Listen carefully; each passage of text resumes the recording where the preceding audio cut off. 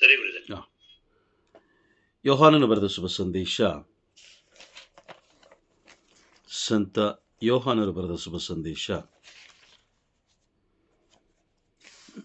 14ನೇ ಅಧ್ಯಾಯ 29ನೇ ವಾಕ್ಯ.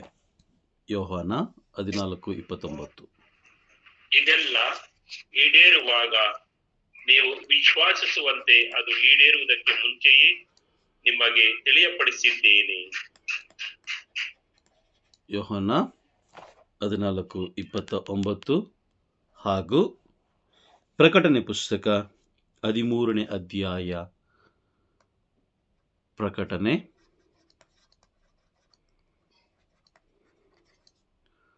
13ನೇ ಅಧ್ಯಾಯ ವಾಕ್ಯ 1ರಿಂದ 4. ನಾನು ಸಮುದ್ರದ ತೀರದಲ್ಲಿ ನಿಂತಿದ್ದೆ. ಆಗ ನನಗೆ ಈ ದೃಶ್ಯ ಕಾಣಿಸಿತು. ಒಂದು ಮೃಗ ಸಮುದ್ರದಿಂದ ಮೇಲೆ ಏರಿ ಬಂದಿತ್ತು. ಅದಕ್ಕೆ 7 ತಲೆಗಳು 10 ಕೊಂಬುಗಳೂ ಇದ್ದವು. ಪ್ರತಿಯೊಂದು ಕೊಂಬಿನ ಮೇಲೂ ಒಂದೊಂದು ಮುಕುಟವಿತ್ತು. ತಲೆಗಳ ಮೇಲೆ ದೇವ ದೂಷಣೆ ಮಾಡುವ ಹೆಸರುಗಳು ಇದ್ದವು. ನಾನು ಕಂಡ ಆ ಮೃಗವು ಚಿರತೆಯಂತಿತ್ತು. ಅದರ ಕಾಲುಗಳು ಕರಡಿಯ ಕಾಲುಗಳಂತಿದ್ದವು. ಬಾಯಿಯು ಸಿಂಹದ ಬಾಯಂತೆ ಇತ್ತು. ಘಟಸರ್ಪವು ಆ ಮೃಗಕ್ಕೆ ತನ್ನ ಶಕ್ತಿಯನ್ನು, ಸಿಂಹಾಸನವನ್ನು, ಅಪಾರ ಅಧಿಕಾರವನ್ನು ಕೊಟ್ಟಿತು. ಅದರ ತಲೆಗಳಲ್ಲಿ ಒಂದು ತಲೆ ಗಾಯಗೊಂಡು ಅದು ಸಾಯುವ ಸ್ಥಿತಿಯಲ್ಲಿತ್ತು.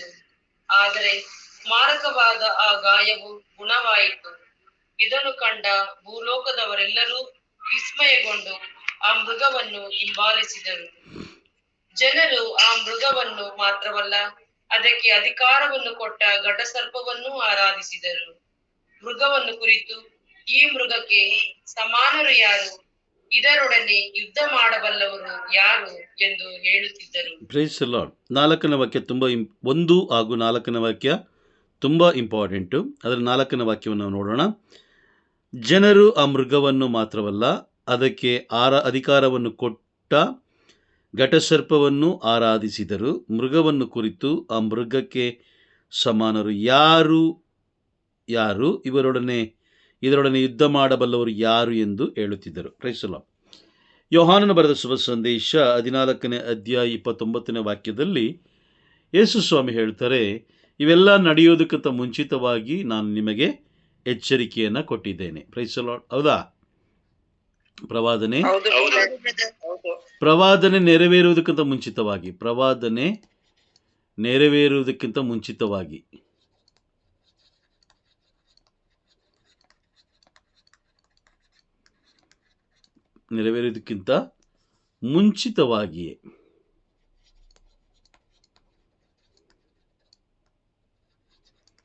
Price the lord. ಈ ಪ್ರವಾದನೆ ನೆರವೇರ್ತಾ ಇದೆಯಾ ಅಂತ ನಾವು ನೋಡ್ತಾ ಹೋದರೆ, ಈ ಪ್ರಕಟಣೆ ಪುಸ್ತಕ 13ನೇ ಅಧ್ಯಾಯ ವಾಕ್ಯ 4, ಮುಖ್ಯವಾಗಿ 4 ತಗೊಳ್ಳೋಣ. ಈ ಒಂದು ಹೊಡೆದಾಕಿ ಬೇಕಾದ್ರೆ 4 ಮಾತ್ರ ತಗೊಳ್ಳಿ. ಈ ಪ್ರವಾದನೆ ನೆರವೇರ್ತಾ ಇದೆಯಾ ಅಥವಾ ಹೇಗೆ ನೆರವೇರ್ತಾ ಇದೆ? ಹಳೆ ಒಡಂಬಡಿಕೆಗೂ ಹೊಸ ಒಡಂಬಡಿಕೆಗೂ, ಪ್ರಭುವಿನ ಮೊದಲನೇ ಬರುವಿಕೆಗೂ ಪ್ರಭುವಿನ ಎರಡನೇ ಬರುವಿಕೆಗೂ ಏನಾದರೂ ವ್ಯತ್ಯಾಸ ಇದೆಯಾ ಅನ್ನೋದನ್ನು ನಾವು ಇವತ್ತು ತಿಳ್ಕೊಳ್ತಾ ಹೋಗೋಣ. ಪ್ರಭುವಿನ ಮೊದಲನೇ ಬರುವಿಕೆ, ಈ ಥರ ನೀವು ಬರ್ಕೊಳ್ಳಿ ನೋಡಿ. ಈ ಥರ ನೀವೊಂದು ಬಾಕ್ಸ್ ಮಾಡ್ಕೊಳ್ಳಿ, ಒಂದು ನಿಮ್ಗೆ ಅರ್ಥ ಆಗೋ ಥರ. ಪ್ರಭುವಿನ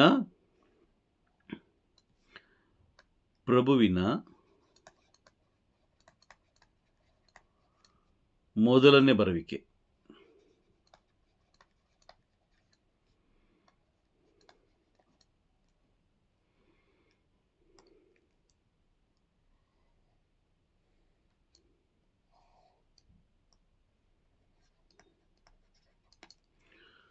ನಂತರ ಇಲ್ಲಿ ಕೆಳಗಡೆ ಪ್ರಭುವಿನ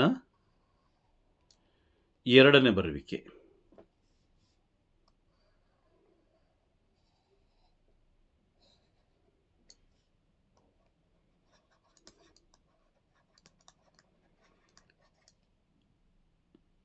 ಕಾಣಿಸ್ತಾ ಇದೆಯಾ ನೋಟ್ಸು? ಕಾಣಿಸ್ತಾ ಇದೆ. ಓಕೆ, ಮೊದಲನೇ ಬರುವಿಕೆ ಎಲ್ಲಿ ಈ ಒಂದು ಕಾರ್ಯ ನೆರವೇರಿತು ಅಂತ ನಾವು ನೋಡ್ತಾ ಹೋದರೆ, ಎಲ್ಲಿ ನಡೆಯಿತು, ಎಲ್ಲಿ ನೆರವೇರಿತು ಮೊದಲನೇ ಬರುವಿಕೆಯಲ್ಲಿ ಎಲ್ಲಿ ಅಂತ ನಾವು ನೋಡ್ತಾ ಹೋದರೆ, ವಿಮೋಚನಾ ಕಾಂಡ 32ನೇ ಅಧ್ಯಾಯ. ವಿಮೋಚನಾ ಕಾಂಡ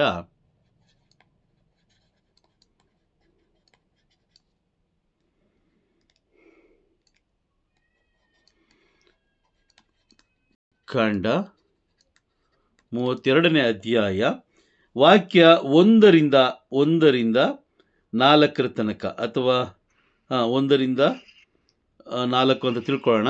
ಓಕೆ, ಇಲ್ಲಿ ಏನು ನಡೀತಾ ಇದೆ ಅಂತ ನಾವು ನೋಡ್ತಾ ಹೋದರೆ, ಏನು ನಡೀತು ಅಂತ ನಾವು ನೋಡ್ತಾ ಹೋದರೆ, ಮೋಶೆ ದೇವರೊಂದಿಗೆ ಮಾತನಾಡುವುದಕ್ಕಾಗಿ ಹಾಗೆ ನೋಡ್ತಾ ಬನ್ನಿ, ಇಲ್ಲಿ ಏನೇನು ನಡೆಯುತ್ತೆ ಅನ್ನೋದನ್ನು ನಾವು ನೋಡ್ತಾ ಹೋಗೋಣ. ಮೋಶೆ ದೇವರೊಂದಿಗೆ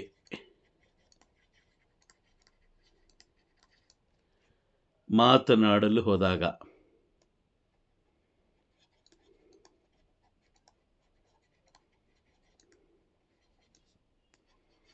ಹೋಗಿ ಬರುವುದು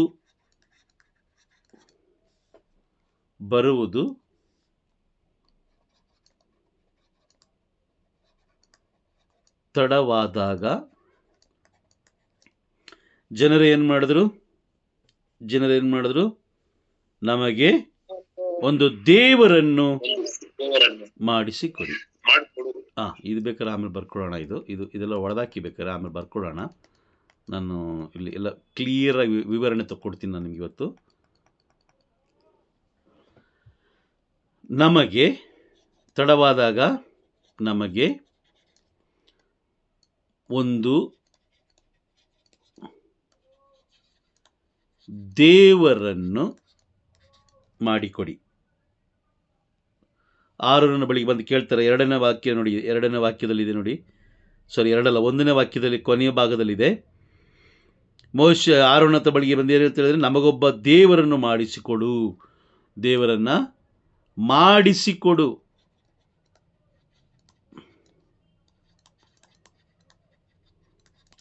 ಮಾಡಿಸಿಕೊಡೋದು ದೇವರ? Price the lord. ಮಾಡಿಸಿಕೊಡೋದು ದೇವರ? ಮಾಡಿಸಿಕೊಡೋದು ದೇವರಲ್ಲ ಅಲ್ವಾ? ಉಂಟು ಮಾಡೋದು ಯಾವುದು ದೇವರಲ್ಲ. ಉಂಟು ಮಾಡೋದು ಯಾವುದು ದೇವರಲ್ಲ. ಇಲ್ಲಿ ಈ ಜನರು ಏನು ಮಾಡಿದ್ರು, ಮೋಶೆಯ ಬರುವಿಕೆ ಸ್ವಲ್ಪ ತಡವಾದ ಕಾರಣ,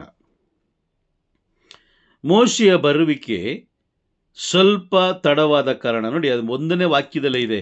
ಮೋಶೆ ಬೆಟ್ಟದಿಂದ ಇಳಿಯದೆ ತಡ ಮಾಡಿದ್ದನ್ನು ಇಸ್ರಾಯೇಲರು ನೋಡಿ ಅದಕ್ಕೊಂದು ಕಾರಣ ಕೊಡ್ತಾರೆ. ಏನು? ಬೆಟ್ಟದಿಂದ ಬರುವುದು ತಡವಾದ ಕಾರಣ, ಲೇಟ್ ಆದ ಕಾರಣ, ನಮಗೊಂದು ದೇವರನ್ನು ಮಾಡಿಸಿಕೊಡು. ಎಷ್ಟು ದಿನ ಆಗಿರ್ಬೋದು? ಸರಿಸುಮಾರು 1 ತಿಂಗಳಾಗಿರ್ಬೋದು, ಅಥವಾ 40 ದಿನ ಆಗಿರ್ಬೋದು, ಅಥವಾ 50 ದಿನನೇ ಆಗಿರ್ಬೋದು, ಇಲ್ಲ ಅಂತಲ್ಲ. ಬಟ್ ಮೋಶೆ ಬರುವುದಕ್ಕೆ ಸ್ವಲ್ಪ ತಡವಾದ ಕಾರಣ ಜನರು ಏನು ಮಾಡಿದ್ರು, ಇಸ್ರಾಯೇಲರು ಏನು ಮಾಡಿದ್ರು, ಆರೋನನ ಬಳಿಗೆ ಬಂದು ನಮ್ಮನ್ನು ಮುನ್ನಡೆಸಿಕೊಂಡು ಹೋಗಲು ನಮಗೊಬ್ಬ ದೇವರನ್ನು ಮಾಡಿಸಿಕೊಡು. ಇಲ್ಲಿ ಮೊದಲನೇದಾಗಿ ಅವ್ರು ಕೇಳ್ತಾ ಇರೋದೇ ತಪ್ಪು. ಯಾಕಂದರೆ ದೇವರನ್ನು ಯಾರು ಉಂಟು ಮಾಡಲಿಕ್ಕೆ ಸಾಧ್ಯ ಇಲ್ಲ. ಹೌದಾ? ಹೌದು ಬ್ರದರ್, ಯಾರು ದೇವರನ್ನ ಉಂಟು ಮಾಡಲು ಸಾಧ್ಯ ಇಲ್ಲ. ಉಂಟು ಮಾಡಲು ಸಾಧ್ಯವಿಲ್ಲ. Praise the lord. ಸರಿನಾ? ಉಂಟು ಮಾಡಲು ಯಾರಿಂದಲೂ ಸಾಧ್ಯವಿಲ್ಲ.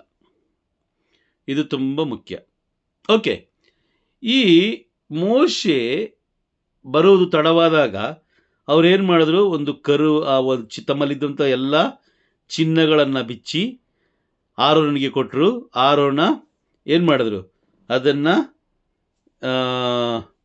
ಇದರಲ್ಲಿ ಹಾಕಿದಾಗ ಆ, ಮೇಲೆ ಹಾಕಿ ಕುಲು ಮೇಲೆ ಹಾಕಿದ ತಕ್ಷಣ ಅದೊಂದು ಆಕಾರ, ತನ್ನದೇ ಆದ ಒಂದು ಆಕಾರವನ್ನು ಪಡ್ಕೊಂಡು ಹೊರಗಡೆ ಬಂತು. ಅದನ್ನು ನೋಡಿದಂತಹ ಜನರು 19ನೇ ವಾಕ್ಯ ಮೊದಲನೇ ಭಾಗ ಮಾತ್ರ ನಾನು ಓದ್ತೀನಿ ನೋಡಿ. ಮೋಶೆ ಪಾಳೆಯದ ಹತ್ತಿರಕ್ಕೆ ಬಂದು ಆ ಹೋರಿ ಕರುವನ್ನು ಜನರ ಕುಣಿದಾಟವನ್ನು ಕಂಡಾಗ ಕಡುಕೋಪಗೊಂಡರು. Price the lord. ಮೊದಲನೇದಾಗಿ ಅವರು ಉಂಟು ಮಾಡಿದ್ದು ದೇವರಲ್ಲ, ಹೌದಾ?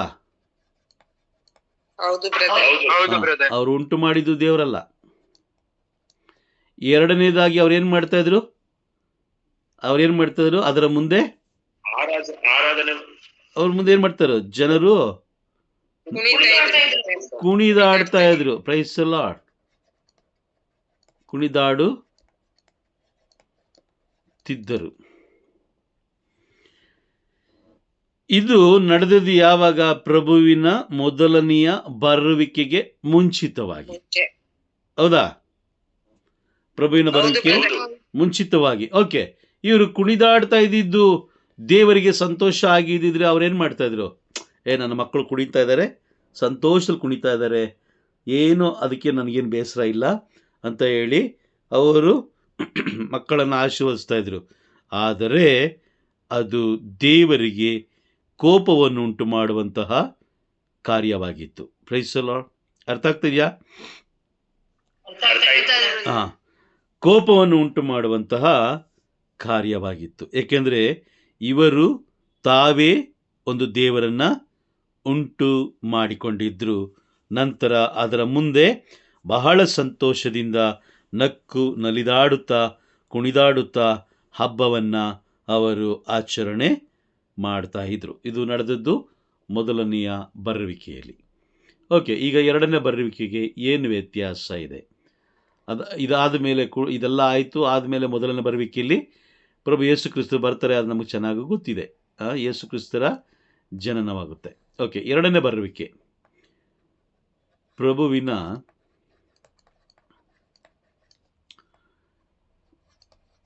ಎರಡನೇ ಬರುವಿಕೆ. ಪ್ರೇಷಿತರ ಕಾರ್ಯಕಲಾಪಗಳು 1ನೇ ಅಧ್ಯಾಯ ವಾಕ್ಯ. ಪ್ರೇಷಿತರ ಕಾರ್ಯಕಲಾಪಗಳ ಗ್ರಂಥ 1ನೇ ಅಧ್ಯಾಯ ವಾಕ್ಯ 10ರಿಂದ 11 ತನಕ ಓದೋಣ. ಹೀಗೆ ಮೇಲೇರುತ್ತಿದ್ದ ಯೇಸು ಸ್ವಾಮಿಯನ್ನು ನೋಡುತ್ತಿದ್ದ ಪ್ರೇಷಿತರ ದೃಷ್ಟಿ ಇನ್ನು ಆಕಾಶದತ್ತ ನಾಟಿತು. ಆಗ ಬಿಳಿಯ ವಸ್ತ್ರ ಧರಿಸಿದ ವ್ಯಕ್ತಿಗಳಿಬ್ಬರು ಇದ್ದಕ್ಕಿದ್ದಂತೆ ಅವರ ಪಕ್ಕದಲ್ಲಿ ನಿಂತರು. ಗಲಿಲಯದ ಜನರೇ, ನೀವು ಆಕಾಶವನ್ನು ದಿಟ್ಟಿಸಿ ನೋಡುತ್ತಾ ನಿಂತಿರುವುದೇಕೆ? ಸ್ವರ್ಗಾರೋಹಣವಾದ ಈ ಯೇಸು ನಿಮ್ಮ ಬಳಿಯಿಂದ ಹೇಗೆ ಸ್ವರ್ಗಕ್ಕೆ ಏರಿ ಹೋಗುವುದನ್ನು ಕಂಡಿರೋ ಹಾಗೆಯೇ ಅವರು ಹಿಂದಿರುಗಿ ಬರುವರು ಎಂದು ಹೇಳಿದರು. ಅವರು ಹಿಂದಿರುಗಿ ಬರುವರು. He will come back. Praise the lord. ಹೌದಾ? ಹಿಂದಿರುಗಿ ಬರ್ತಾರೆ ಅನ್ನೋದು ಇದು ಆಲ್ರೆಡಿ ಮುಂಚಿತವಾಗಿ ತಿಳಿಸ್ಕೊಟ್ಟಿದ್ದಾರೆ. ಇದರಲ್ಲಿ ನಾವು ಏನು ತಿಳ್ಕೊಳ್ತಾ ಇದ್ದೀವಿ? ಆದಾಮನಿಂದ, ಇದು ನೋಡಿ, ಇದು ತುಂಬ ಮುಖ್ಯ. ಆದಾಮನಿಂದ ಅಬ್ರಹಾಮನ ತನಕ ಎಷ್ಟು ವರ್ಷ? 2000 ವರ್ಷ. ಓಕೆ, ಅಬ್ರಹಾಮನಿಂದ ಪ್ರಭು ಯೇಸು ಕ್ರಿಸ್ತರ ತನಕ ಎಷ್ಟು ಸಾವಿರ ವರ್ಷ? ಪ್ರಭು ಯೇಸು ಅಲ್ವಾ? ಪ್ರಭು ಯೇಸು 2000 ವರ್ಷ. ಓಕೆ, ಪ್ರಭು ಯೇಸು ಕ್ರಿಸ್ತರಿಂದ ಇಲ್ಲಿಯ ತನಕ, ಪ್ರಭು ಯೇಸು ಕ್ರಿಸ್ತರಿಂದ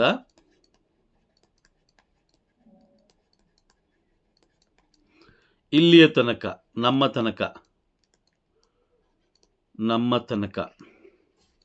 25 ವರ್ಷ, 2025 ವರ್ಷ ಅಲ್ವಾ? ಈಗ 2000 ವರ್ಷ 2000 ವರ್ಷ 2000 ವರ್ಷ ಒಟ್ಟು 6025 ವರ್ಷ, 25 ವರ್ಷಗಳು ಎಕ್ಸ್ಟ್ರಾ ಅವ್ರು ಬರ್ತಾರೆ ಅಲ್ವಾ? ಅವ್ರು ಬರ್ತಾರೆ ಎಂಬ ಒಂದು ಎಲ್ಲ ವದಂತಿ, ಅಂದರೆ ಏನು, ಗುಡ್ ನ್ಯೂಸ್, ಪ್ರಭು ಬರ್ತಾರೆ ಅಂತ. ಈ 25 ವರ್ಷಗಳ ಕಾಲ ಅವ್ರು ಏನು ಕೊಡ್ತಾರೆ, ಮತ್ತೆ ಗ್ರೇಸ್ ಪೀರಿಯಡ್ ಕೊಡ್ತಾ ಇದ್ದಾರೆ. ಯಾಕಂದರೆ ಯಾರು ಸತ್ಯವನ್ನು ಅರಿತುಕೊಳ್ಳದ ಕಾರಣ ಅವ್ರೇನು ಮಾಡ್ತಾ ಇದ್ದಾರೆ, ಮತ್ತೆ ಗ್ರೇಸ್ ಪೀರಿಯಡ್ ಕೊಡ್ತಾ ಇದ್ದಾರೆ. ಸುಮಾರು ವರ್ಷಗಳಿಂದ ನಾನು ಕೇಳ್ತಾ ಇದ್ದೀನಿ ಅಲ್ವಾ, ಪ್ರಭು ಯೇಸು ಕ್ರಿಸ್ತರು ಮತ್ತೆ ಬರ್ತಾರೆ, ಮತ್ತೆ ಬರ್ತಾರೆ, ಮತ್ತೆ ಬರ್ತಾರೆ. ಎಷ್ಟೋ ಜನ ಹೇಳ್ತಾರೆ, ಏನ್ರಿ ಹೇಳಿದೆ ಹೇಳ್ತಾ ಇದ್ದೀರಾ, ಅವ್ರು ಬಂದಿದ್ದು ಇಲ್ಲ, ನಾವು ನೋಡಿದ್ದು ಇಲ್ಲ. Praise the lord. ಸುಮಾರು ವರ್ಷಗಳಿಂದ ನಾನು ಕೇಳ್ತಾ ಇದ್ದೀನಿ, ಯಾಕೆ ಬರ್ತಾ ಇಲ್ಲ ಇವರು ಅಲ್ವಾ? Praise the lord. ಕರೆಕ್ಟಾ? ಯಾಕೆ ಬರ್ತಾ ಇಲ್ಲ ಅಂತ ಹೇಳಿದ್ರೆ, ಅವ್ರು ಇವತ್ತು ಬಂದರು ಅಂದರೆ ಅನೇಕ ಆತ್ಮಗಳೇನಾಗುತ್ತೆ, ಸಂಪೂರ್ಣವಾಗಿ ನಾಶ ಆಗೋಗುತ್ತೆ. Okay, praise the lord. ಹಾಗಾಗಿ ಇಲ್ಲಿ ವಾಕ್ಯ ಪ್ರೇಷಿತರ ಕಾರ್ಯಕಲಾಪಗಳ ಗ್ರಂಥ 1ನೇ ಅಧ್ಯಾಯ 11ನೇ ವಾಕ್ಯದಲ್ಲಿ ನಾವು ನೋಡ್ತಾ ಇದ್ದೀವಿ. 9ನೇ ವಾಕ್ಯದಲ್ಲಿ ನಾವು ನೋಡಬೇಕಾದ್ರೆ ಮೇಘವೊಂದು ಅಲ್ಲಿ ಯೇಸು ಸ್ವಾಮಿ ಸ್ವರ್ಗಾರೋಹಣರಾದರು ಅಂತ ತಿಳಿಸ್ತಾ ಇದೆ. 11ನೇ ವಾಕ್ಯ ಹೇಳ್ತಾ ಇದೆ, ಅವರು ನೀವು ಹೇಗೆ ನೋಡ್ತಾ ಇದ್ರು ಹಾಗೆ ಅವರು ಮತ್ತೆ ಬರ್ತಾರೆ. Price the lord.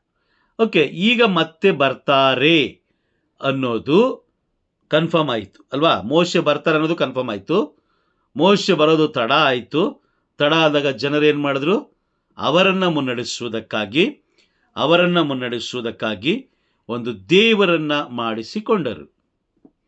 ಈಗ ಪ್ರಭು ಎರಡನೇ ಬರುವಿಕೆ ತಡವಾದ ಕಾರಣ ಈಗ ಜನರು ಏನು ಮಾಡ್ತಾ ಇದ್ದಾರೆ, ಈಗ ಮೊದಲನೇ ಪಾಯಿಂಟ್, ಜನರು ತಮಗೆ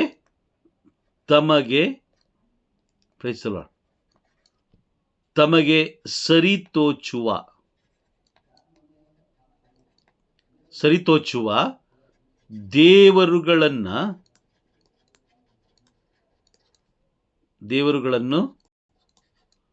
ಮಾಡಿಕೊಳ್ತಾ ಇದ್ದಾರೆ.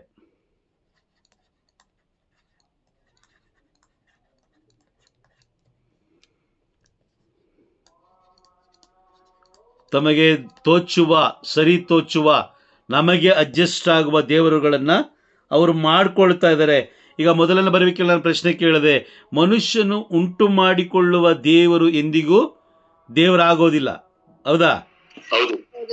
ಮನುಷ್ಯನು ದೇವರನ್ನು ಉಂಟು ಮಾಡಲಿಕ್ಕೆ ಸಾಧ್ಯ ಇಲ್ಲ. ದೇವರು ಮನುಷ್ಯನನ್ನು ಉಂಟು ಮಾಡಿದ್ದು. ಇದು ಆಲೋಚನೆ ಇರಬೇಕು ಮನುಷ್ಯನಿಗೆ. ತಮಗೆ ಸರಿ ಹೊಂದುವ, ನಮಗೆ ಸರಿ ಎನಿಸುವ ದೇವರುಗಳನ್ನು ಇವರು ಮಾಡಿಕೊಳ್ತಾ ಇದ್ದಾರೆ. ಮೊದಲನೇ ಬರುವಿಕೆಗೂ ಎರಡನೇ ಬರುವಿಕೆಗೂ ಹೊಂದಾಣಿಕೆ ಆಗ್ತಾ ಇದೆಯಾ? ಈಗ ಹೊಂದಾಣಿಕೆ ಆಗ್ತಾ ಇದೆಯಾ? ಹೊಂದಾಣಿಕೆ ಆಗ್ತಾ ಇದೆ. Praise the lord. ಯಾಕಂದ್ರೆ ಅವರು ಕೂಡ ಒಂದು ದೇವರನ್ನು ಉಂಟು ಮಾಡಿಕೊಂಡ್ರು. ಈಗ ಎರಡನೇ ಬರುವಿಕೆಯಲ್ಲಿ ಇವರು ಕೂಡ ಒಂದು ದೇವರನ್ನು ಉಂಟು ಮಾಡ್ಕೊಳ್ತಾ ಇದ್ದಾರೆ. ಎರಡನೇ ಪಾಯಿಂಟ್ ಏನು ಅಂತ ಹೇಳಿದ್ರೆ, ಅವರು ಅಲ್ಲಿ ಕುಣಿದಾಡ್ತಾ ಇದ್ರು, ಇವರು ಇಲ್ಲಿ ಕುಣಿದಾಡ್ತಾ ಇದ್ದಾರೆ. ಹೌದಾ? ಇವ್ರು ಏನ್ ಮಾಡ್ತಾ ಇದ್ದಾರೆ, ಈಗ ತಾವು ಉಂಟು ಮಾಡಿಕೊಂಡಂತ ದೇವರುಗಳ ಮುಂದೆ ತಮಗೆ ಸರಿತೋಚುವಂತಹ ದೇವರುಗಳನ್ನು ಉಂಟು ಮಾಡಿಕೊಂಡು ಅದಕ್ಕೆ ಒಂದು ರೂಪ ಕೊಟ್ಕೊಂಡು ಅದನ್ನ ಇವರೇನ್ ಮಾಡ್ತಾರೆ, ಮೆರವಣಿಗೆ ಮಾಡಿಕೊಂಡು ಅದರ ಮುಂದೆ ಇವರು ಏನ್ ಮಾಡ್ತಾ ಇದ್ದಾರೆ,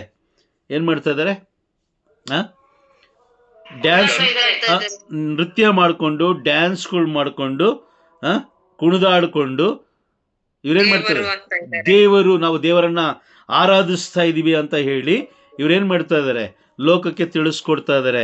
ಪ್ರಕಟಣೆ ಪುಸ್ತಕ 13ನೇ ಅಧ್ಯಾಯ ವಾಕ್ಯ 4 ನಾವು ನೋಡಬೇಕಾದ್ರೆ, ಜನರು ಆ ಮೃಗವನ್ನು ಮಾತ್ರವಲ್ಲ ಅದಕ್ಕೆ ಅಧಿಕಾರ ಕೊಟ್ಟ ಘಟಸರ್ಪವನ್ನು ಆರಾಧಿಸಿದರು. Praise the Lord. ಘಟಸರ್ಪವನ್ನು ಕೂಡ ಆರಾಧಿಸಿದರು ಅಂತ ನಾವು ನೋಡ್ತಾ ಹೋದ್ರೆ, ಮೊದಲನೇ ಬರುವಿಕೆ ಹಾಗೂ ಎರಡನೇ ಬರುವಿಕೆ. ಮೊದಲನೇ ಬರುವಿಕೆಯಲ್ಲಿ ಧರ್ಮಶಾಸ್ತ್ರಿ ಯಾರು ಗೊತ್ತಾ? ಯಾರು ಧರ್ಮಶಾಸ್ತ್ರಿ? ಮೊದಲನೇ ಬರುವಿಕೆಯಲ್ಲಿ ಧರ್ಮಶಾಸ್ತ್ರಿ ಯಾರು? ಮೋಶೆ ಆ ಮೋಶೆ ಬ್ರದರ್, ಮೋಶೆನಾ? ಸರ್ವೇಶ್ವರ ಸ್ವಾಮಿ. ಸರ್ವೇಶ್ವರ ಸ್ವಾಮಿನೇ ಧರ್ಮಶಾಸ್ತ್ರಿನಾ? ಏನು ಹೇಳ್ತೀರಾ ಬ್ರದರ್? ಸರ್ವೇಶ್ವರ ಸ್ವಾಮಿ ಧರ್ಮಶಾಸ್ತ್ರಿನಾ? ಆ ಆರೋನ. ಹಾ, ಆರೋನ. ಕರೆಕ್ಟಾ? ಮೋಶೆ ಬೆಟ್ಟದ ಮೇಲೆ ಹೋಗಿದ್ರಲ್ಲ, ಆರೋನ ಇದ್ದಿದ್ದು. ಆರೋನ ಇದ್ದಿದ್ದಲ್ವಾ? ಕರೆಕ್ಟಾ? ಹೌದು ಬ್ರದರ್, ಕರೆಕ್ಟ್. ಹಾ, ಮೊದಲನೆಯ ಇದರಲ್ಲಿ ಧರ್ಮಶಾಸ್ತ್ರಿ ಯಾರು ಅಂತ ಹೇಳಿದ್ರೆ ಆರೋನ. Praise the Lord. ಓಕೆ, ಎರಡನೇ ಬರುವಿಕೆಯಲ್ಲಿ ಧರ್ಮಶಾಸ್ತ್ರಿಗಳು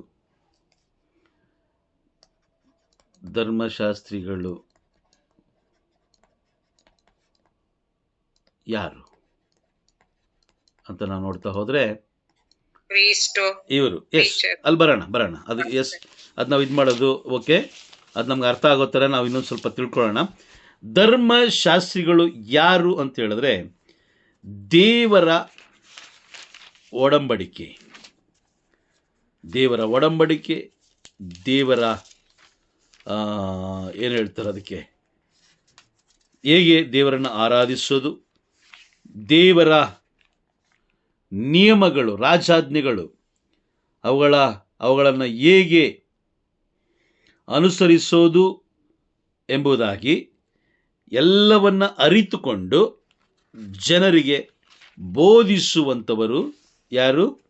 ಧರ್ಮಶಾಸ್ತ್ರಿಗಳು ಹಾಗೂ ಫರಿಸಾಯರು.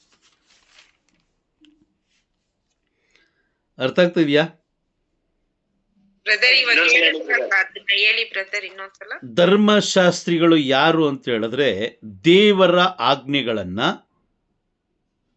ಕಲಿತು ಅದನ್ನು ಹೇಗೆ ಅನುಸರಿಸಬೇಕು, ಯಾವ ರೀತಿ ಅನುಸರಿಸಿದಾಗ ನ್ಯಾಯ ತೀರ್ಪಿಗೆ ನಾವು ಸಿದ್ಧರಾಗ್ತೀವಿ, ಯಾವ ರೀತಿ ಮೋಶೆಯ ಧರ್ಮಶಾಸ್ತ್ರವನ್ನು ಅನುಸರಿಸಿ ಆ ಒಂದು ಅನುಸರಣೆಯ ಮುಖಾಂತರ ದೇವರ ಪ್ರೀತಿಗೆ ನಾವು ಪಾತ್ರರಾಗಿ ಪರಿಶುದ್ಧರಾಗಿ ನ್ಯಾಯ ತೀರ್ಪನ್ನು ಗೆದ್ದು ಪರಲೋಕ ಪ್ರವೇಶ ಮಾಡುವಂತಹ ಮಾರ್ಗವನ್ನು ತೋರಿಸುವವರು ಯಾರು ಅಂತ ಹೇಳಿದ್ರೆ ಧರ್ಮಶಾಸ್ತ್ರಿಗಳು ಹಾಗೂ ಫರಿಸಾಯರು. ಇಬ್ಬರದು ಒಂದೇ ಕೆಲಸನೇ, ಧರ್ಮಶಾಸ್ತ್ರಿಗಳು ಅಥವಾ ಫರಿಸಾಯರು. ಇದು ವರ್ಗ ಮಾತ್ರ ಬೇರೆ ಬೇರೆ.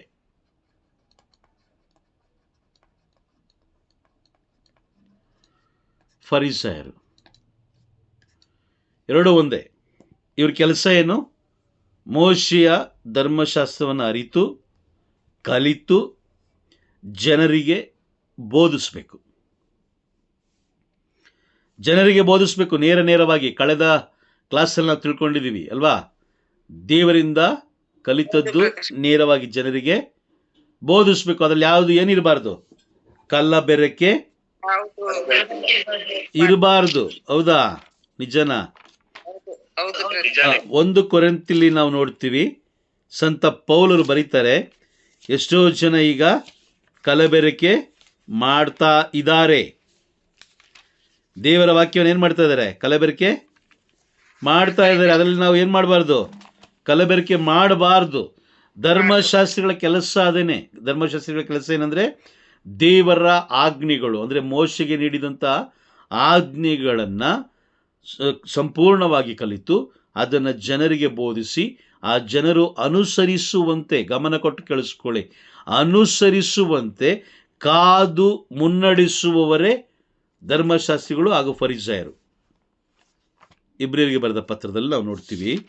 ಇಬ್ರಿಯರಿಗೆ ಬರೆದ ಪತ್ರ 13ನೇ ಅಧ್ಯಾಯ ವಾಕ್ಯ 17.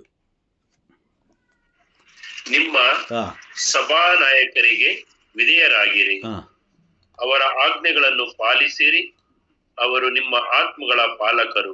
ಸಾಕು. ದೇವರಿಗೆ ಲೆಕ್ಕ ಒಪ್ಪಿಸಬೇಕಾದವರು. ದೇವರಿಗೆ ಲೆಕ್ಕ ಒಪ್ಪಿಸಬೇಕಾದವರು. ಇವ್ರನ್ನ ಏನಂತ ಕರೀಬೋದು? ಮತ್ತೆ ಸಭಾ ಪಾಲಕರು ಅಲ್ವಾ? Team leaders. ಹೌದು, team leaders. Praise the lord. ಅರ್ಥ ಆಗ್ತಿದ್ಯಾ?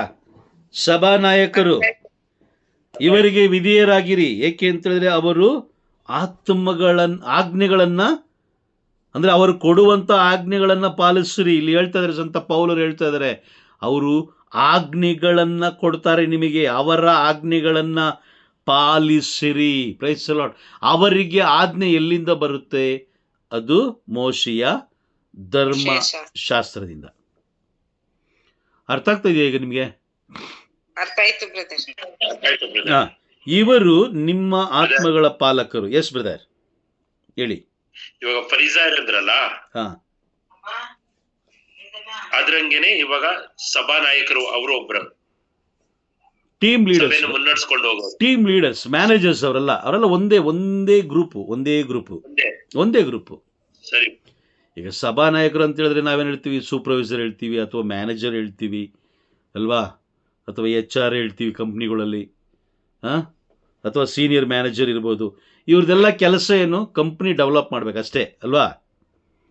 ಕಂಪ್ನಿ ಡೆವಲಪ್ ಮಾಡ್ಬೇಕು. ಅದೇ ಥರನೇ ಇವ್ರ ಕೆಲಸ ಏನಂದರೆ, ಫರಿಸಾಯರು, ಸಭಾಪಾಲಕರು, ಧರ್ಮಶಾಸ್ತ್ರಿಗಳು, ಇವ್ರ ಕೆಲಸ ಎಲ್ಲ ಏನಂತ ಹೇಳಿದ್ರೆ ಪರಲೋಕ ರಾಜ್ಯವನ್ನು ನಿರ್ಮಿಸಬೇಕು. Price the lord. ಸೊ ಇಲ್ಲಿ ಹೇಳ್ತಾರೆ ನೋಡಿ, ಅವರ ಆಜ್ಞೆಗಳನ್ನು ಪಾಲಿಸಿರಿ. ಅವ್ರೇನು ಮಾಡಬೇಕು? ಆಜ್ಞೆಗಳನ್ನು ಕೊಡಬೇಕು. ಅವರು ಆಜ್ಞೆಗಳನ್ನು ಕೊಡ್ತಾರೆ, ಅದನ್ನು ಪಾಲಿಸಿರಿ. ಏಕೆಂದರೆ ಅವರು ನಿಮ್ಮ ಆತ್ಮಗಳ ಪಾಲಕರು. Praise the lord. ಇಲ್ಲಿ ಬರ್ಕೊಳ್ಳೋಣ ಬೇಕಾದರೆ, ಇಲ್ಲಿ ಆಜ್ಞೆಗಳನ್ನು ನೀಡುವಂಥವ್ರು. ಪಾಯಿಂಟ್ ನಂಬರ್ 1,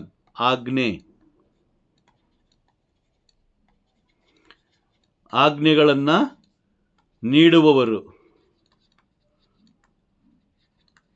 ಎರಡನೇದು ಆತ್ಮದ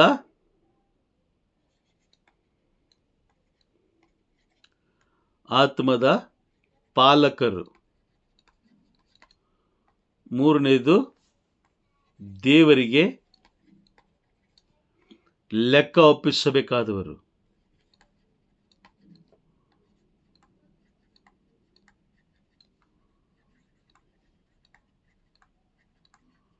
ಪ್ರೈಸ್ ದಿ ಲಾರ್ಡ್. ಈ 3 ಕಾರ್ಯಗಳನ್ನು ಅವ್ರು ಮಾಡಬೇಕು. ಹಾಗಾಗಿ ಈ ಧರ್ಮಶಾಸ್ತ್ರಿಗಳು ಏನು ಮಾಡ್ತಾ ಇದ್ದಾರೆ? ಜನರನ್ನು ನ್ಯಾಯ ತೀರ್ಪಿಗೆ ಸಿದ್ಧತೆ ಮಾಡ್ತಾ ಇಲ್ಲ. ಇಲ್ಲೋ ಕೆಲವು ಜನ ಮಾತ್ರ ಸಿದ್ಧತೆ ಮಾಡ್ತಾ ಇದ್ದಾರೆ. ಇನ್ನು ಉಳಿದವರು ಏನು ಮಾಡ್ತಾ ಇದ್ದಾರೆ? ಪ್ರಕಟಣೆ ಪುಸ್ತಕ 13ನೇ ಅಧ್ಯಾಯ 4ನೇ ವಾಕ್ಯ, ತಮ್ಮದೇ ಆದ ಒಂದು ದೇವರನ್ನು ಉಂಟು ಮಾಡಿಕೊಂಡು ಆ ದೇವರಿಗೆ ಹೆಚ್ಚು ಮಹತ್ವವನ್ನು ನೀಡುತ್ತಾ ಅವರೇ ನಿಮಗೆ ದೇವರು ಎಂದು ಬೋಧಿಸ್ತಾ ಇದ್ದಾರೆ. ಎರಡನೆಯದು, ಅದರ ಮುಂದೆ ನಕ್ಕು ನಲಿದಾಡುತ್ತಾ, ಕುಣಿದಾಡುತ್ತಾ, ಹಬ್ಬಗಳನ್ನು ಮಾಡುತ್ತಾ, ಆಚರಣೆಗಳನ್ನು ಮಾಡುತ್ತಾ, ತಾವು ಮಾಡಿಕೊಂಡಿರುವಂತಹ ದೇವರುಗಳ ನಾಮವನ್ನು ಮಹಿಮೆ ಪಡಿಸ್ತಾ ಇದ್ದಾರೆ. Praise the lord. ಅರ್ಥ ಆಯ್ತಾ? ಈಗ ಇವರು ಮಾಡುತ್ತಿರುವ ಕಾರ್ಯ ಎಷ್ಟು ಅಸಹ್ಯಕರ ಅಂತ ಹೇಳಿದ್ರೆ, ಏನೇನು ಆಗುತ್ತೆ ಅಂತ ಹೇಳಿದ್ರೆ, ಏನೇನು ಆಗಿದೆ ಅಂತ ನಾವು ನೋಡ್ತಾ ಹೋದರೆ, ಮೊದಲನೇದಾಗಿ ಪ್ರಭುವಿನ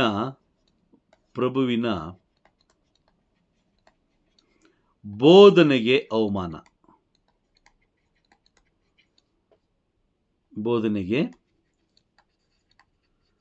ಅವಮಾನ. ಎರಡನೇದು, ಪ್ರಭುವಿನ ಶಿಲುಬೆ ಯಾತನೆಗೆ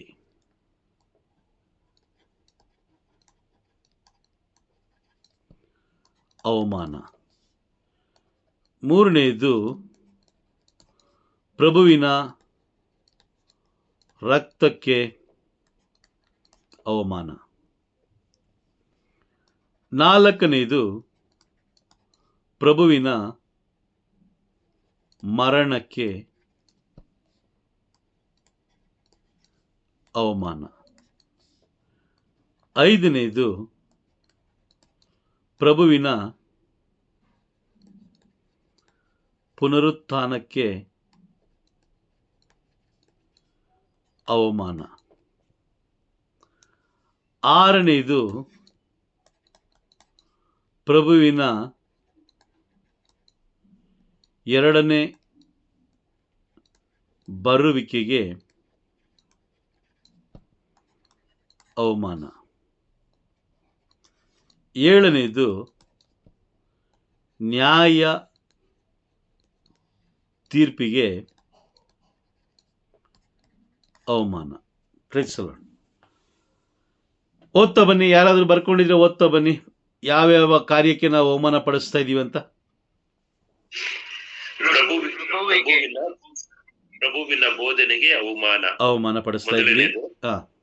ಎರಡನೇದು ಪ್ರಭುವಿನ ಶಿಲುಬೆ ಯಾತನೆಗೆ ಅವಮಾನ ಪಡಿಸ್ತಾ ಇದೀವಿ. ಮೂರನೇದು ಪ್ರಭುವಿನ ರಕ್ತಕ್ಕೆ ಅವಮಾನ ಪಡಿಸ್ತಾ ಇದೀವಿ.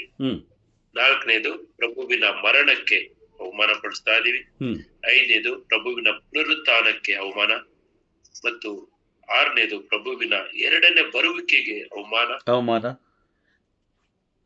ಮತ್ತು ಪ್ರಭುವಿನ ನ್ಯಾಯ ತೀರ್ಪು ಕೂಡ ಅವಮಾನ ಪಡಿಸ್ತಾ ಇದೀವಿ. Praise the lord. ಅರ್ಥ ಆಯ್ತಾ? ಓಕೆ, ಇದಿಷ್ಟು ಕಾರ್ಯಗಳನ್ನ ಮಾಡುವವರು ಯಾರು?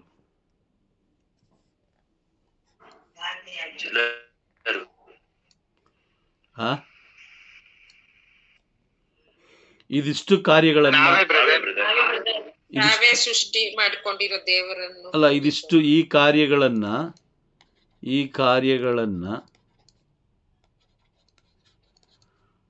ಮಾಡುವವರು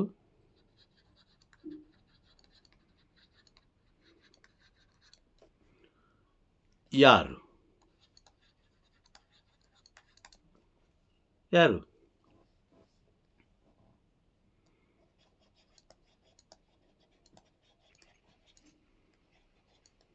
ಪ್ರಭುವನ್ನು ಅರ್ಥಕೊಂಡವರೇ ಇದೆಲ್ಲ ಮಾಡೋದು. ಕ್ರೈಸ್ತರು. ಯಾರು? ಸೈತಾನನ ಕಡೆಯವರು. ಸೈತಾನನ ಕಡೆಯವರು.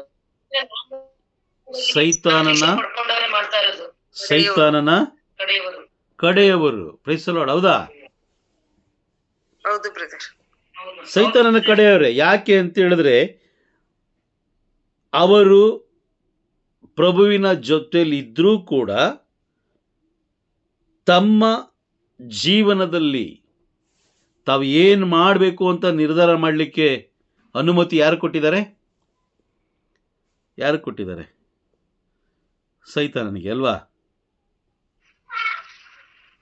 ಓಕೆ, ನಿಮ್ಗೆ ಅರ್ಥ ಆಗಿಲ್ಲ ಅಂತ ಅನ್ಕೊಳ್ತೀನಿ. ಹೌದು ಬ್ರದರ್. ಪ್ರಶ್ನೆ ಅರ್ಥ ಆಗಿಲ್ವಾ? ಪ್ರಶ್ನೆ ಇವಾಗ ಏನ್ ಕೇಳಿದ್ರಿ ಬ್ರದರ್? ಓಕೆ, ಇವರು ಪ್ರಭುವಿನ ಜೊತೆಯಲ್ಲಿದ್ರೂ ಕೂಡ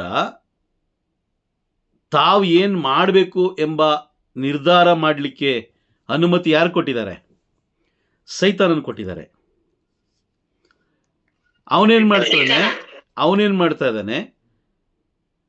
ತನಗೆ ಹೇಗೆ ಬೇಕೋ ಆ ರೀತಿ ನಮ್ಮನ್ನ ಬಳಸ್ಕೊಳ್ತಾ ಇದ್ದಾನೆ. ವಾಕ್ಯ ಹೇಳುತ್ತೆ ನೋಡಿ, ಯೋಹಾನ 8ನೇ ಅಧ್ಯಾಯ 44ನೇ ವಾಕ್ಯದಲ್ಲಿ ನಾನು ಓದಬೇಕಾದ್ರೆ ಓದಿ. ಸೈತಾನನು ನಿಮ್ಮ ತಂದೆ. ಅರ್ಥ ಅಲ್ಲೇ ಅರ್ಥ ಆಯ್ತಲ್ವಾ? ಸೈತಾನನು ನಿಮ್ಮ ತಂದೆ. ನೋಡಿ, ಆ ನಿಮ್ಮ ತಂದೆ ಮಾಡ ಬಯಸುವುದನ್ನ ನೀವು ಮಾಡ್ತೀರಿ. ನೀವಾಗಿ ನೀವು ಮಾಡ್ತಾ ಇಲ್ಲ. ಅಥವಾ ಸೈತಾನನ ಕಡೆಯವರು ಅವ್ರಿಗೆ ಮಾಡ್ತಾ ಇಲ್ಲ. ಯಾಕಂದ್ರೆ ಅವ್ರಿಗೆ ಅರಿವಿಲ್ಲ, ಅವರಿಗೆ ಬೆಳಕಿಲ್ಲ, ಕತ್ತಲೆ ಏನು ತಿಳಿಸ್ಕೊಳ್ತಾ ಇದೆಯೋ ಅದನ್ನೇ ಮಾಡ್ತಾ ಇದ್ದಾರೆ. ಸೈತಾನನು ನಿಮ್ಮ ತಂದೆ. ಆ ನಿಮ್ಮ ತಂದೆ ಮಾಡ ಬಯಸುವುದನ್ನ ನೀವು ಮಾಡ ಬಯಸುತ್ತೀರಿ. ಅರ್ಥ ಆಯ್ತಾ? ಈಗ ಅರ್ಥ ಆಯ್ತಾ? ಅವನು ಏನ್ ಮಾಡಬೇಕು ಅಂತ ನಿರ್ಧಾರ ಮಾಡ್ತಾನೋ ಅದನ್ನ ಯಾರ ಮುಖಾಂತರ? ಈಗ ಇಸ್ಕಾರಿಯೋತ ಯೂದ, ಯೇಸು ಸ್ವಾಮಿ ಜೊತೆಲೇ ಇದ್ದಂಥ ವ್ಯಕ್ತಿ. ಇಸ್ಕಾರಿಯೋತ ಯೂದ ಏನು ಮಾಡಬೇಕು, ಹೆಂಗೆ ಜೀವಿಸ್ಬೇಕು ಅಂತ ನಿರ್ಧಾರ ಮಾಡುವಂಥ ಅಧಿಕಾರ ಯಾರ ಕೈಯಲ್ಲಿತ್ತು? ಸೈತಾನನ ಕೈಯಲ್ಲಿತ್ತು. ಓಕೆ, ಆ ಒಂದು ಸೈತಾನನ ಅಧಿಕಾರ ಎಲ್ಲಿಂದ ಬಂತು ಅಂತ ಹೇಳಿದ್ರೆ, ಈಗ ಇಸ್ಕಾರಿಯೋತ ಯೂದನನ್ನು ಬದಲಾಯಿಸಲಿಕ್ಕೆ ಅನುಮತಿ ಕೊಟ್ಟಿದ್ಯಾರು? ಪ್ರಧಾನ ಯಾಜಕರು ಅಲ್ವಾ? ಧರ್ಮಶಾಸ್ತ್ರ. ಹೌದು brother. ಕರೆಕ್ಟಾ? ಅವರು ಯಾರಿಗೆ ಅವರು ಮಾಡಬೇಕಾಗಿರೋ ಕೆಲಸ ಬಿಟ್ಟು ಯಾರ ಕೆಲಸ ನೆರವೇರಬೇಕು ಅನ್ನೋದಕ್ಕೋಸ್ಕರ ಅವರ ಜೀವನದಲ್ಲಿ ಅವಕಾಶ ಕೊಟ್ಟಿದ್ರು? ಸೈತಾನನಿಗೆ ಅಲ್ವಾ?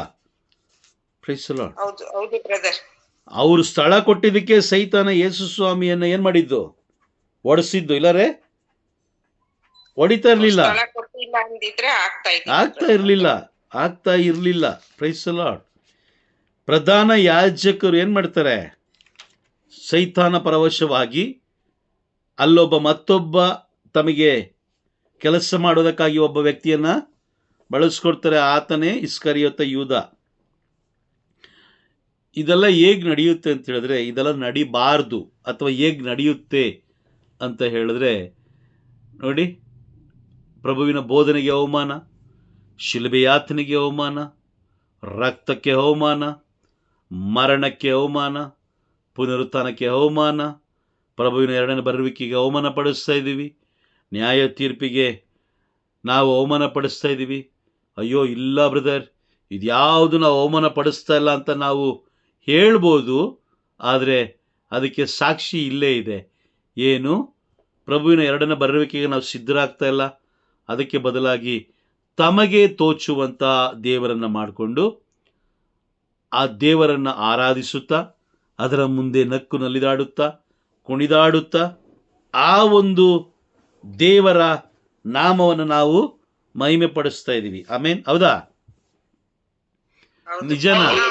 ನಿಜನಾ? ನಿಜ brother. ನಿಜಾನೇ. ಪ್ರಭುವಿನ ಎರಡನೇ ಬರುವಿಕೆಗೆ ನಮ್ಮನ್ನು ನಾವು ಸಿದ್ಧತೆ ಮಾಡ್ಕೊಳ್ಬೇಕೇ ಹೊರತು, ನಾನು ಕಳೆದ ಕ್ಲಾಸಲ್ಲಿ ಕಾಲಗಳ ಬಗ್ಗೆ ನಮಗೆ ತಿಳಿಸ್ಕೊಟ್ಟಿದೆ. ಕಾಲಗಳ ಬಗ್ಗೆ ನಾವು ಯಾವ ಕಾಲದಲ್ಲಿ ನಾವಿದ್ದೀವಿ ಅದನ್ನು ಅರ್ಥಕೊಳ್ಬೇಕು. ಏಕೆ ಅಂತ ಹೇಳಿದ್ರೆ, ಇಲ್ಲಿ ಹೇಳ್ತಾರೆ ನೋಡಿ, ಇಲ್ಲಿ ಇವ್ರು ಹೇಳ್ತಾರೆ, ಯಾರು? ಸಂತ ಪೌಲರು ಹೇಳ್ತಾರೆ. ಸಂತ ಪೌಲರು ಹೇಳ್ತಾರೆ ಏನಂತ ಅವ್ರು ಹೇಳ್ತಾರೆ, ಕತ್ತಲೆಗೆ ಬೆಳಕಂದ್ರೆ ಆಗೋದಿಲ್ಲ.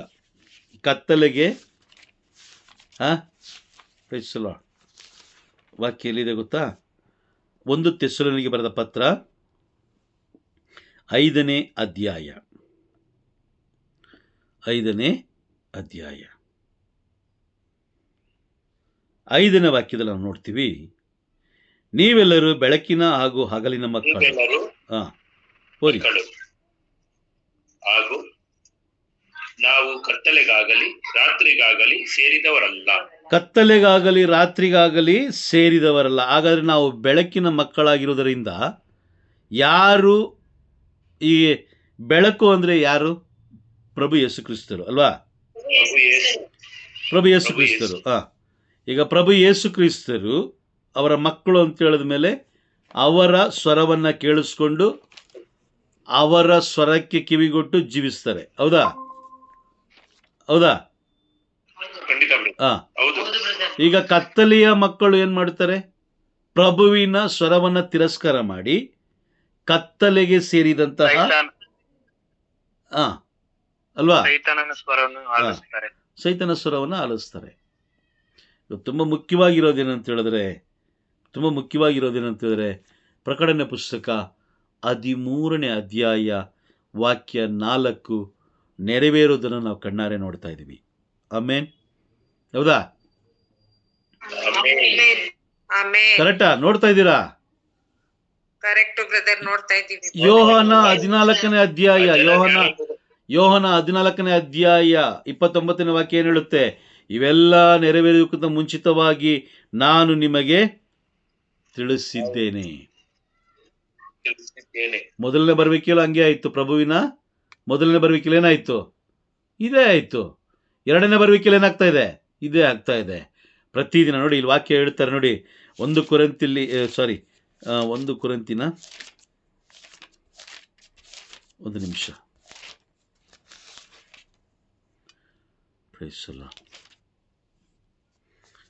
ಇಲ್ಲಿ ಸಂತ ಪೌಲರು ಹೇಳ್ತಾರೆ, ನಾವೇನು ಮಾಡ್ತಾ ಇದ್ದೀವಂತೆ ಪ್ರತಿದಿನ ಪ್ರತಿದಿನ ಪ್ರಭುವಿಗೆ ನಾವೇನು ಮಾಡ್ತಾ ಇದ್ದೀವಿ? ಅವಮಾನ ಪಡಿಸ್ತಾ ಇದ್ದೀವಿ.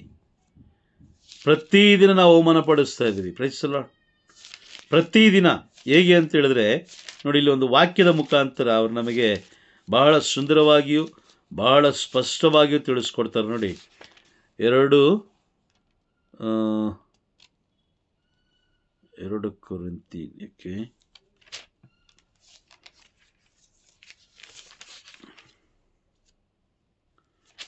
ಅವ್ರು ಹೇಳ್ತಾರೆ, ಪ್ರತಿದಿನ ನಾವೇನು ಮಾಡ್ತೀವಿ? ಪ್ರಭುವನ್ನು ಅವಮಾನ ಪಡಿಸ್ತೀವಿ. ಯಾರು ಅವಮಾನ ಪಡಿಸೋದು ಅಂತ ಹೇಳಿದ್ರೆ ಪ್ರಭುವನ್ನು ಅರಿತುಕೊಂಡವರೇ ಅವಮಾನ ಪಡಿಸೋದು. ಪ್ರಭುವಿಗೆ ಬೇಸರ ಅಲ್ಲೇ ಆಗ್ತಿರೋದು. ಯಾಕೆ ಅಂತ ಹೇಳಿದ್ರೆ ನಮಗಿಷ್ಟೆಲ್ಲ ಗೊತ್ತಿದ್ರು, ಈಗ ಮೋಶೆ ಬರ್ತಾರೆ ಅಂತ ಗೊತ್ತಿದ್ರೂ ಕೂಡ ಅವರೊಂದು ದೇವರನ್ನು ಮಾಡಿಕೊಂಡ್ರು. ಈಗ ಪ್ರಭು ಬರ್ತಾರೆ ಅಂತ ಒಂದು ಪ್ರೇಷಿತರ ಕಾರ್ಯಕಲಾಪಗಳು 1ನೇ ಅಧ್ಯಾಯ ವಾಕ್ಯ 9, 10, 11 ನಾವು ನೋಡಬೇಕಾದ್ರೆ ಅವ್ರು ಮತ್ತೆ ಬರ್ತಾರೆ ಅನ್ನೋದು ಕೂಡ ನಮಗೇನಾಗಿದೆ? ಏನಾಯಿತು?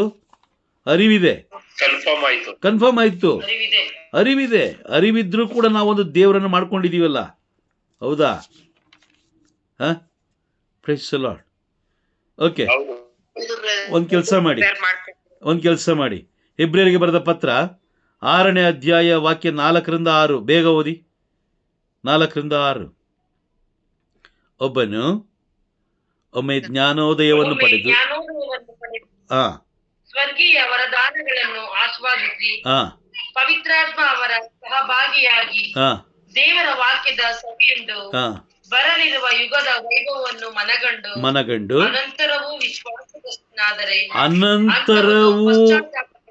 ಅನಂತರವೂ ಅವನು ವಿಶ್ವಾಸ ಭ್ರಷ್ಟನಾದರೆ, ಇದೆಲ್ಲ ಗೊತ್ತಿದ್ದು ಬರಲಿರುವ ಯುಗದ ವೈಭವ ಮುಂದಿನ ನಮ್ಮ ಪ್ರಭುವಿನ ಬರುವಿಕೆಯ ವೈಭವ ಅದನ್ನು ಮನಗಂಡು ಅನಂತರವೂ ಅವನು ವಿಶ್ವಾಸ ಭ್ರಷ್ಟನಾದರೆ ಅಂಥವನು ಓದಿ ಪಶ್ಚಾತ್ತಾಪಪಟ್ಟು ದೈವಾಭಿಮುಖನಾಗುವುದು ಅಸಾಧ್ಯ. ಏಕೆಂದರೆ ಅಂಥವನು ತನ್ನ ಪಾಲಿಗೆ ದೇವರ ಪುತ್ರನನ್ನು ಪುನಃ ಶಿಲುಬೆಗೆ ಏರಿಸಿ ಅವರನ್ನು ಬಹಿರಂಗವಾಗಿ ಪ್ರತಿದಿನ, ಪ್ರತಿ ಕ್ಷಣ, ಪ್ರತಿ ಸೆಕೆಂಡ್ ಕೂಡ ಪ್ರಭುವನ್ನು ಅವಮಾನಿಸ್ತಾನೆ, ಪ್ರಭುವಿನ ಬೋಧನೆ ಅವಮಾನಿಸ್ತಾನೆ, ಪ್ರಭುವಿನ ಶಿಲುಬೆ ಯಾತನೆ ಅವಮಾನ ಪಡಿಸ್ತಾನೆ, ಪ್ರಭುವಿನ ರಕ್ತಕ್ಕೆ ಅವಮಾನ ಪಡಿಸ್ತಾನೆ, ಪ್ರಭುವಿನ ಮರಣಕ್ಕೆ ಅವಮಾನ ಪಡಿಸ್ತಾನೆ, ಪುನರುತ್ಥಾನಕ್ಕೆ ಅವಮಾನ ಪಡಿಸ್ತಾನೆ, ಪ್ರಭುವಿನ 2ನೇ ಬರುವಿಕೆಗೆ ಅವಮಾನ ಪಡಿಸ್ತಾನೆ, ನ್ಯಾಯ ತೀರ್ಪಿಗೆ ಅವನು ಏನು ಮಾಡ್ತಾನೆ? ಅವಮಾನ ಪಡಿಸ್ತಾನೆ. Praise the Lord. ಓಕೆ, ಅದ್ರಲ್ಲಿ ನಾವಿದ್ದೀವಾ? ಅದು ತುಂಬ ಮುಖ್ಯ. ಅವಮಾನ ಪಡ್ತಾ ಇದ್ದಾರೆ, ಅದ್ರಲ್ಲಿ ನಾವಿದ್ದೀವಾ? ಅದು ತುಂಬ ಮುಖ್ಯ. Praise the lord. ಅರ್ಥ ಆಗ್ತಿದೆಯಾ? ಇದು ಏನಾಗಬೇಕು? ಇದು ನಮಗೆ ತುಂಬ ಮುಖ್ಯ. ನಾವಿದ್ದೀವಾ? ಅದು ಮುಖ್ಯ. ನಾವೇನಾದ್ರು ಆ ಥರ ಇದ್ದರೆ ಮೊದಲು ಏನಾಗಬೇಕು? ಹೊರಗಡೆ ಬರಬೇಕು. Praise the lord. ಅರ್ಥ ಆಯ್ತಾ? ಮೊದಲು ಬಿಟ್ಟು ಹೊರಗಡೆ ಬರಬೇಕು. ಆ ಒಂದು ವರ್ಗದಲ್ಲಿ ನಾವು ಇರಬಾರ್ದು. ಯಾಕಂದರೆ ಪ್ರಭು 2ನೇ ಬರುವಿಕೆ ಇದೆ, ಪ್ರಭು ಬರ್ತಾರೆ ಅನ್ನೋದನ್ನ ಒಂದು ಬೈಬಲ್ ಕನ್ಫರ್ಮ್ ಕೊಟ್ಟಾಗ ನಾವು ಅದನ್ನು ಅನುಸರಿಸಿ ಹೋಗಬೇಕೇ ಹೊರತು ಈ ಲೋಕದ ವ್ಯಕ್ತಿಗಳು ಮಾಡಿಕೊಂಡಿರುವಂಥ ತಮಗೇ ಇಷ್ಟಪಡುವಂತಹ ಒಬ್ಬೊಬ್ಬ ವ್ಯಕ್ತಿಗಳು ಏನು ಮಾಡ್ತಾರೆ? ಸೋಮವಾರಕ್ಕೊಂದು ದೇವರು, ಮಂಗಳವಾರಕ್ಕೊಂದು ದೇವರು, ಗುರುವಾರಕ್ಕೊಂದು ದೇವರು, ಶುಕ್ರವಾರಕ್ಕೊಂದು ದೇವರು, ಶನಿವಾರಕ್ಕೊಂದು ದೇವರು, ಮತ್ತೆ ಭಾನುವಾರಕ್ಕೊಂದು ದೇವರು, ಒಟ್ಟು 7 ದೇವರುಗಳನ್ನು ಇಟ್ಕೊಂಡಿದ್ದಾರೆ. ಹೌದಾ? ನಿಜನಾ? Praise the Lord. ಆದರೆ ದೇವರ ಪುತ್ರ ಒಬ್ಬರೇ, ಬರುವವರು ಒಬ್ಬರೇ, ಪ್ರಭು ಯೇಸು ಕ್ರಿಸ್ತರು ಒಬ್ಬರೇ. ನ್ಯಾಯ ತೀರ್ಪು ಒಬ್ಬರ ಕೈಯಲ್ಲೇ ಇದೆ. ನೋಡಿ, ಅರ್ಥ ಆಗ್ತಿದೆಯಾ ನಿಮಗೆ? ಪ್ರವಾದನೆ ನೆರವೇರ್ತಾರದು ಬಹಳ ಎಚ್ಚರಿಕೆಯಾಗಿರಬೇಕು. Price the lord. ಬಹಳ ಎಚ್ಚರಿಕೆಯಾಗಿರಬೇಕು. ತನಗೆ ಇಷ್ಟ ಬಂದ ದೇವರನ್ನು ಉಂಟು ಮಾಡಿಕೊಳ್ಳೋದು ಅದು ದೇವರಲ್ಲ. ದೇವರನ್ನು ನಾವು ಉಂಟು ಮಾಡಲಿಕ್ಕೆ ಎಂದಿಗೂ ಸಾಧ್ಯ ಇಲ್ಲ ಬ್ರದರ್. ಸಾಧ್ಯ ಇಲ್ಲ. Praise the lord. ಹಾಗಾದರೆ ಇಬ್ರಿಯರಿಗೆ ಬರೆದ ಪತ್ರ 6ನೇ ಅಧ್ಯಾಯ 4ರಿಂದ 6 ವಾಕ್ಯಗಳು, ಅವನೇನು ಮಾಡ್ತಾನೆ? ಎಲ್ಲವನ್ನ ಸವಿದು ಎಲ್ಲ ತಿಳಿದ ಮೇಲೂ ಅವನು ಮತ್ತೆ ಪಾಪ ಮಾಡ್ತಾ ಇದ್ದಾನೆ ಅಂತ ಹೇಳಿದ್ರೆ ಅವನು ದೈವಾಭಿಮುಖನಾಗಲಿಕ್ಕೆ ಸಾಧ್ಯ ಇಲ್ಲ. ಅಂದಮೇಲೆ ಅವನು ಎಲ್ಲೋಗ್ತಾನೆ? ನರಕಕ್ಕೆ. ಅರ್ಥ ಆಯ್ತಾ? ಈಗ ನಿರ್ಧಾರ ನಮ್ದು. ದೈವಾಭಿಮುಖ ಆಗ್ಬೇಕಾ ಆಗ್ಬಾರ್ದು ಅನ್ನೋದು ನಿರ್ಧಾರ ನಮಗ್ ಸೇರಿದ್ದು. ನಮ್ಮ ಕೈಲಿದೆ. Praise the Lord. ದೈವಾಭಿಮುಖ ಆಗ್ಲಿಕ್ಕೆ ಹೇಗೆ ಸಾಧ್ಯ ಅಂತ ಹೇಳಿದ್ರೆ ಅದು ಬೆಳಕಿನ ಮುಖಾಂತರ ಮಾತ್ರ. ಬೆಳಕಿಗೆ ಬರಬೇಕು ಅಂತ ಹೇಳಿದ್ರೆ ಕತ್ತಲೆ ಹೋಗುತ್ತೆ. ಬೆಳಕಿಗೆ ಬಂದ್ರೆ ಕತ್ತಲೆ ಹೋಗುತ್ತೆ. ಬೆಳಕಿಗೆ ಬರಲಿಲ್ಲ ಅಂದ್ರೆ ಕತ್ತಲೆ ಹೋಗೋದಿಲ್ಲ.